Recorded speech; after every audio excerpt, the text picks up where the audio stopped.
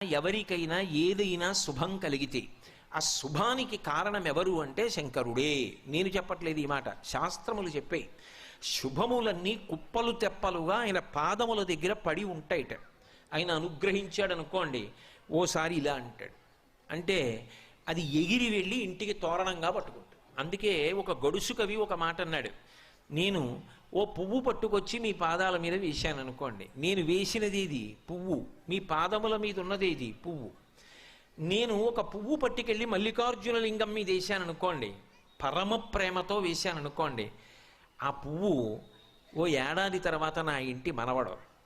నేను ప్రేమతో వేసిన పువ్వు 2 ఏళ్ల తర్వాత నా ఇంట్లో మనవరాలు. నేను ప్రేమతో వేసిన పువ్వు నేను కట్టుకునే ఒక ఇల్లు. నేను వేసిన పువ్వు నాలో కలిగేటటువంటి భక్తి.